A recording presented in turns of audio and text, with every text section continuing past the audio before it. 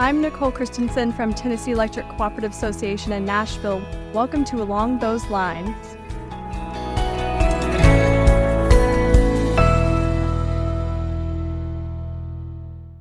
Support for this podcast comes from Ubiquia, helping electric cooperatives remotely monitor their grid, enabling smarter, more resilient infrastructure. Let's connect at this year's regional meetings. Email us at info@ubiquia.com. Hi, everyone. This is a podcast about electric cooperatives, the work they do, and the challenges they face. I'm your host, Molly Christian. NRECA's 2025 regional meetings kick off September 3rd in Providence, Rhode Island. The 5 regional meetings, which will take place across the country through October, are a key step in the member resolutions process that guides NRECA's policy advocacy. The meetings are also a chance for co-op leaders to attend education sessions on important topics and discuss the most pressing issues of the day, from growing data center demand to new ways they are serving members. Joining me today is Erin Pressley, NRECA's Senior Vice President of Education, Training, and Events, who will give a preview of the 2025 meetings. I'll also talk to Pat Mangan, Senior Principal of Governance Education at NRECA, about a talk he'll give on how co-ops can prepare for rising demand from data centers, cryptocurrency, and manufacturing. And last but not least, NRECA Chief Operating Officer Jeffrey Connor will discuss a panel he'll moderate on innovative ways that co-ops are strengthening their operations. Erin and Pat, thanks for joining us. Welcome.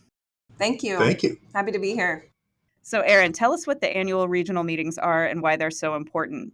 Sure. So we've had regional meetings for decades now, and really the primary reason for holding them is so that we can continue the resolutions process. So it's really where the policies and priorities of NRECA are voted on and determined. It's also a chance for us to bring the, as we say, kind of the NRECA show on the road. We're hearing from members, we're on Capitol Hill, we're listening to members talk about the issues that are of great importance to them. And so when we have these regional meetings, it's a chance for us to hop on the main stage, share what we've learned, share some advice, some insights, but also have an opportunity to talk with members and hear directly from them about the things that are giving them pain and some great opportunities that they're experiencing as well.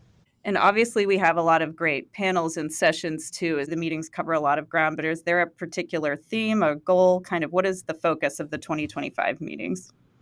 No particular theme this year, but we understand the disruptive and uncertain environment that our members are facing right now with so much going on with reliability, with policies and legislative priorities. And so this is an opportunity for us to give some insight and some comfort and some advice to our members. Some of the key focus areas, we're definitely going to have a main stage session exploring some regulatory and legislative issues our members need to be aware of. We also have some breakout sessions on wildfires, mitigation, and the future of FEMA. We also have a session on innovation where we're interviewing members from those particular regional areas about some of the cool and innovative things they're doing. For example, we're going to be talking to Dairyland about their AI initiative at one of our regional meetings. Pat is also going to be doing a governance talk live session on a really hot topic. Pat, do you want to talk about that?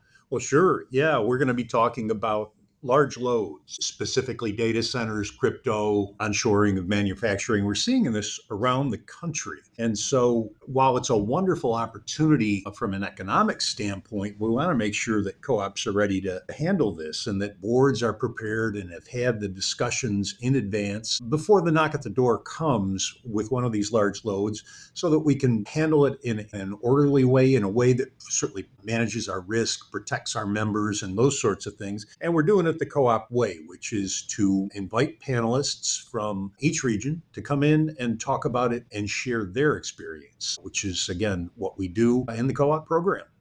What I love too is that this is kind of an extension for us of Pat's really popular governance talk series, this short video series that we have online. So this is the second year he's going to do a governance talk live. You get to experience all of that energy and good governance talk in the context of the data centers and large loads that he just talked about. And Pat, just to back up, can you describe what the Governance Talk series is? Sure. Well, Governance Talks in its fifth season now. It's a free series of short videos. It comes out monthly to all directors as part of our monthly director newsletter. All the videos are available on cooperative.com. Each one is about 5 to 7 minutes in length, featuring a wide variety of experts discussing topics specific to distribution co-op directors, such as governance, technology, legal issues, risk oversight, those types. And you talked about why large loads are such a big issue for co-ops. So how did you decide to focus on this topic? Did you have co-ops coming to you, or what was the thought process behind making a specific talk on this topic? Well, we're hearing about this around the country now. In every state, every conference that we go to, every classroom that we're in, the topic of large loads. And, we've sort of referred to them as indeterminate large loads. We simply don't know how large these are going to be, whether it's going to be 10 megawatts or 100, and whether it's going to go from 10 to 50 the next year to 100 the next year or whatever.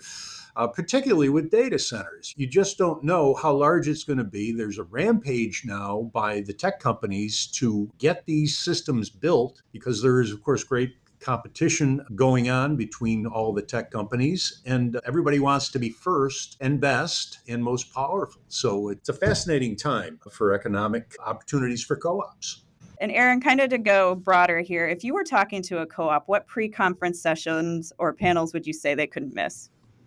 I think the whole event we've looked at very differently this year. So on the pre-conference side, we have 2 staff and CEO focused pre-conference sessions. So I'd recommend folks plan on getting there a day early. One of our pre-conferences is on succession planning. So how to really align your leadership transitions with your overall strategy, and not just for CEOs, but for other key staff and organizations. We also have another pre-conference on regional reliability and resiliency. So how to maintain a dependable energy supply in light of all of the pressure that's going on externally. And each one of those is going to have a regional focus as well. But in addition to these pre-conferences for staff, I know Pat has several pre-conferences for directors that are also can't miss. Yes, we've got training going on the day before the regional starts. We'll be offering 3 courses, and you can sign up for those on cooperative.com. I think, and one of them is our super popular AI course for directors. And then do we have a new course launching this year, Pat? We've got a course that is focused on feedback for CEOs. We pilot tested that earlier this year. It's a very popular course. And I say that because the statewides had begun to pick up on it and offer it. It's a course that focuses on the importance of providing feedback to your CEO, which is very important. It's the fuel that CEOs need. And we come to find that some, quite a few actually, are not getting very much feedback from their board. And that's so important. So we're going to focus on that. So we're talking about pre-conferences, right? But then the whole experience is worth lingering and sticking around for, right? We've already talked about the importance of resolutions and hearing what's being put forth and voting for the voting delegates who are there. But again, also some great content on the main stage. One of the pieces we didn't mention is we're going to have a session talking about our youth tour and youth leadership council. So we'll have some past participants who've gone on to great success, either in local government or in other areas, talking about the impact that youth tour had on their profession and their understanding of the cooperative industry. And then, of course, on the last day, we've really looked at enhancing the experience there. And so we've moved our resolutions process to the end of that day, added a great breakfast for everyone to get together in the morning. And so we're really excited this year to kind of end our time together on a really high note. And why did you decide to do it that way this year?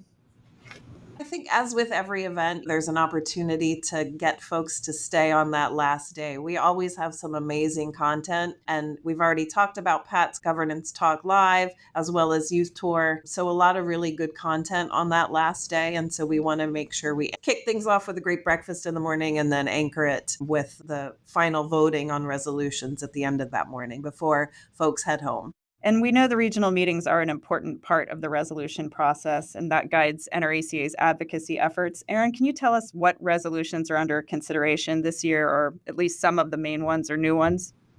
Sure, it's a pretty robust agenda this year. Earlier this year, the resolutions committee got together and finalized what's going to be coming forth at the regional meetings. There's two new resolutions. One, of course, on support of AI technology for electric cooperatives, clearly a hot topic. And two, another burning issue for co ops, support for reliable rural postal service.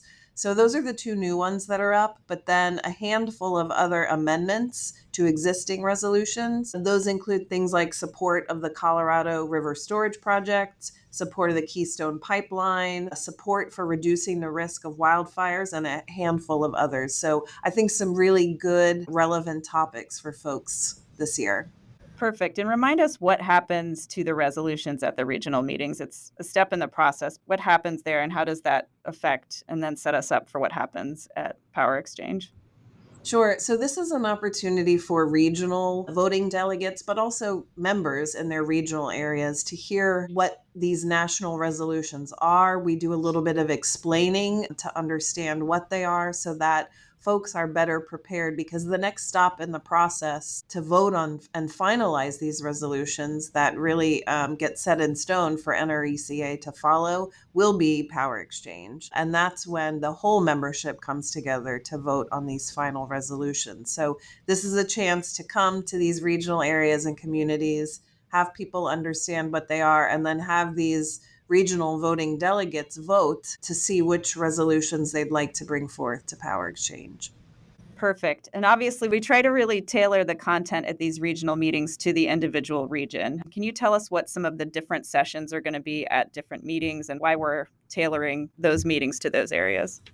Sure. I think electric cooperatives across the country have some very similar issues, but certainly depending on what region you're in, there's some regional differences or nuances. And certainly it's great to hear from your neighbors as well. So in the reliability pre-conference, we're looking at regional data because certainly how energy is used and energy supply can differ across the country. And so in that pre-conference, we're looking closely at regional data. I know our innovation session that we have, I mentioned Dairyland earlier. We're going to highlight some innovations from those regional areas. And then, Pat, I think you've got a regional focus in your session as well. Yes, we've got panelists that we've invited from each of the regions to talk about a particular large load that their co op is serving. And we've asked them to talk a little bit about the conversations that their boards have had around serving that load, what policies they have in place, what recommendations they have for others who might be approached by some of the tech companies and various other manufacturers that want to come in and be served. And so, again, it's an opportunity to hear from your peers and lessons learned and experiences in serving these large loads. Great. Anything else new or different at the regional meetings this year that you want to highlight? Yeah, so we've talked a lot about the learning, which is really an important part of why we all come together. Not only so NRECA can kind of share what we're hearing and seeing, but also so that cooperatives can learn from each other, either formally by listening to folks on the main stage, but also informally in many of our networking receptions and breakfasts. Our pack reception takes place the evening before we kick things off. And then we also have a great lunch that Andrew Don, the CEO of CFC, will be talking about the economic climate. We're really happy that CFC continues to be a strong partner with us in our regional meetings, but also a lot of opportunity. We have a bunch of tables with vendors who are there who support our ability to bring a great dynamic regional meeting. But they're there talking about their products and services. And that's another great opportunity to hear from folks. Talking logistics, what are the deadlines for registering for the conference and for the hotel? Obviously, every meeting is different and they're happening at different times, but is there kind of a general best practices on when people should sign up? Well, registration has already opened for all 5 of our regional meetings. So whether you're at our first regional meeting in Providence or the last one taking place at the end of October in Round Rock, Texas, I recommend registering now. Often our meetings get so full and so popular that hotel rooms can be scarce. So I think if you really want to be in that headquarters hotel, don't wait. Now is the time to register. Make your plans. I'm going to the one in Rhode Island, so I'll be super excited for that. And I still need to book my travels. Thank you for the reminders. Any other closing points you want to make about the conference or things you're excited about, Pat and Erin? Pat, what are you excited about? Oh, you know me. I'm excited about everything. Again, I see the regionals as the strength of the electric co-op program, and that is directors and CEOs and staff getting together, co-op folks getting together and talking about their wins and losses, their successes, their lessons learned. And this is what has made us strong for over 85 years. This is the essence of being part of the electric co-op program. Perfect. Erin and Pat, thanks so much for joining us. And yeah, we look forward to seeing you at the regional meetings. Thank you. Thanks, Molly. Let's pause here for a word from our sponsor. And when we come back, we'll hear from NRECA Chief Operating Officer Jeffrey Connor on an exciting panel he'll host at the regional meetings. Along those lines is made possible by Ubiquia, helping electric cooperatives serve their communities better with smart, connected infrastructure. Their AI-powered platforms help electric cooperatives remotely monitor their grid, enabling improved grid reliability, reduced outages, and greater visibility into their systems so they can keep homes and businesses running strong. They'd love to connect at this year's regional meetings. Reach out at info@ubiquia.com. I'm John Honeycutt from Union Power Cooperative outside of Charlotte, North Carolina, and you're listening to Along Those Lines. Welcome back. Next, we'll hear from NRECA Chief Operating Officer Jeffrey Connor on how this year's meetings will take a look at breakthroughs that help co-ops strengthen their operations. Welcome to the podcast, Jeffrey. Thanks, Molly. You're hosting a session at the regional meetings on industry breakthroughs. Tell us what it will focus on and what inspired the session. It's really an opportunity to celebrate the success our co-ops are having across the country at adopting innovative practices that create value for their members. And we're not always good at telling those stories about ourselves. So this is an exercise in finding a few brave co-ops that are willing to stand on stage, tell their stories, and do it in a way that inspires some questions and confidence that these are things other cooperatives could do as well. How did you narrow that list down of what to focus on?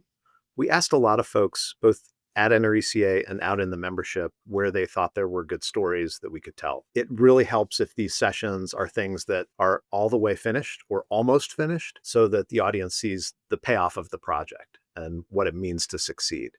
So this wide view of innovative practices across our membership creates the sense of being spoiled for choice. But there are a lot of great projects that are both technology and non-technology oriented that reflect innovative ideas that our co-ops are putting to work. And give us some examples of the kinds of solutions or projects that they'll talk about. There are so many things out there to talk about, like how to bring more technology to your member relationships, how to leverage AI tools, both generative AI, but also what sorts of things in system operation can AI do at the G&T level that benefits all of the distribution members, for example. And then things that are related to member programs, like taking distributed energy resource management systems and really making your members stakeholders in having those systems work at the local and the individual member level. So some really cool projects, and like you said, covers a wide range.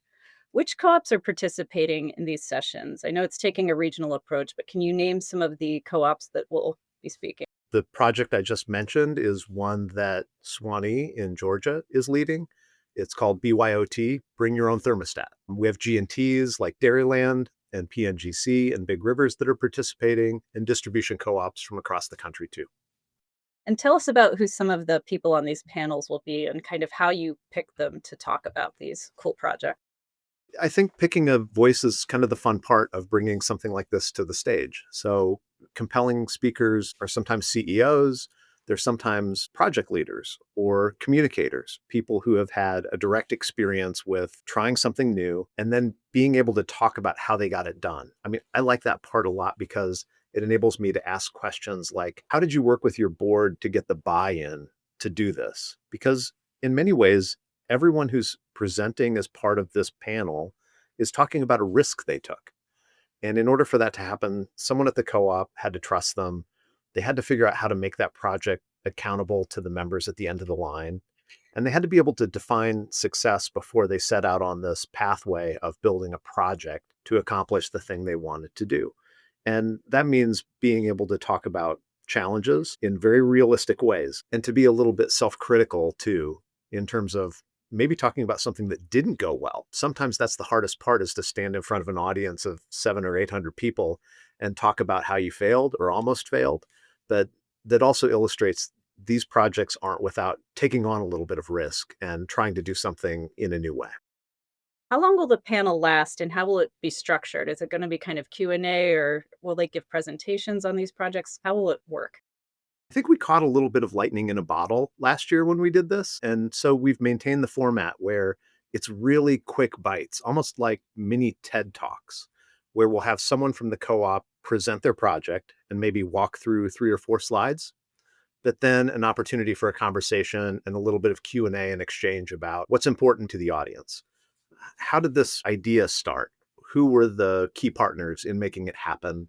How did you build the confidence in the boardroom to put something into the budget? Or how are you measuring the results and making sure your members see that that investment is providing a dividend for them through the cooperative? So we'll step through those examples pretty quickly. And as a result, it's a lighter conversation, but one that has the advantage of demonstrating not just what you can do, but also how and why you could do these things in the words of people who've actually gone out there and done them. And I know you probably don't want to single any one individual project out, and they're all great, but is there one particular case study we're going to look at that you think is really worth highlighting? There are a couple case studies that are related to seeing cryptocurrency load or other large load challenges come into a service territory for a co-op. I think those are interesting because innovation is really key to meeting those customers' needs. And you have to also get to a balance between your membership, which is mostly residential load, your members that you've been serving for decades, and this new Fortune 500 company that is suddenly your neighbor and is consuming huge amounts of electricity. And the co-op's got to figure out how to meet that demand. It's also a competitive circumstance that's kind of new for our members. So I'm looking forward to hearing a couple of the speakers walk through how they've managed the differences between meeting a large load customer's needs and being innovative in order to do it. Because let's face it, absent those new forces in our industry, a lot of it is the same mission that's been driving the cooperative its entire existence.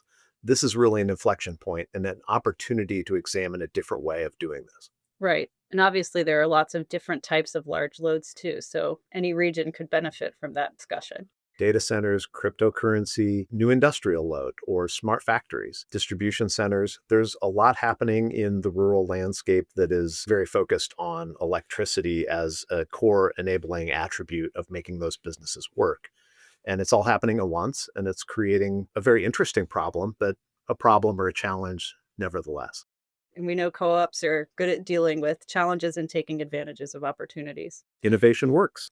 Was the reaction to this panel last year pretty positive? A lot of positive feedback. And I think the comments that resonated most with me were where folks recognized this is actually one of our cooperative principles, this cooperation among cooperatives.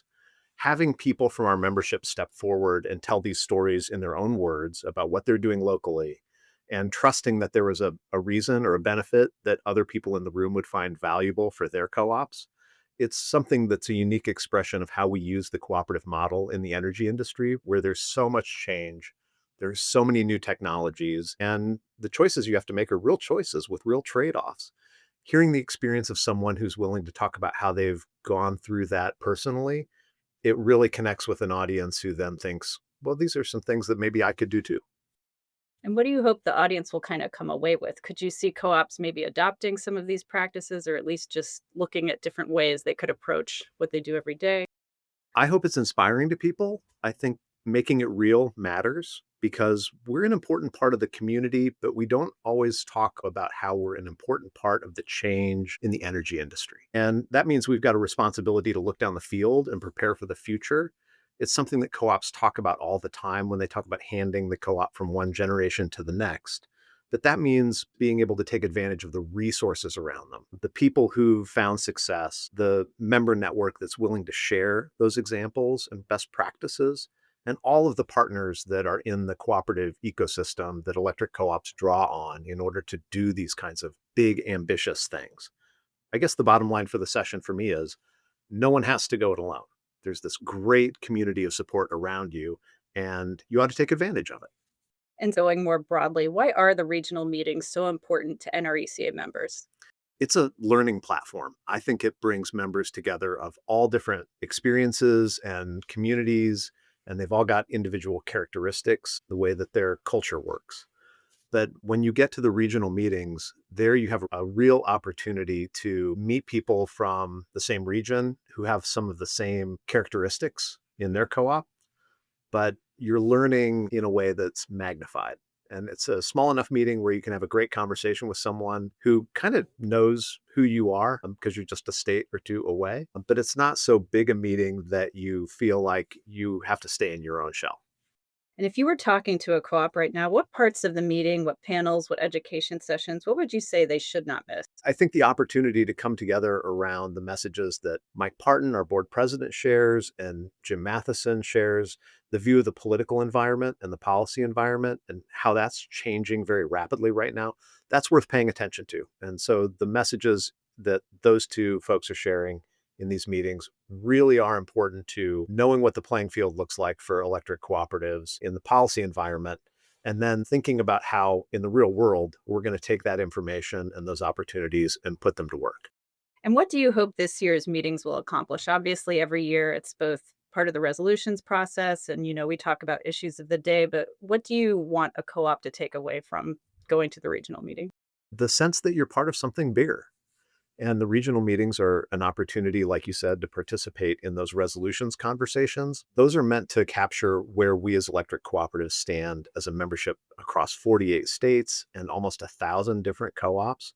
The fact that we can speak with one voice on issues that are often complicated, sometimes divisive, is a really important part of the way that we advocate for our members at NRECA, but it's also an important part of the way our members use their individual voices to speak in a way that benefits the entire electric cooperative family.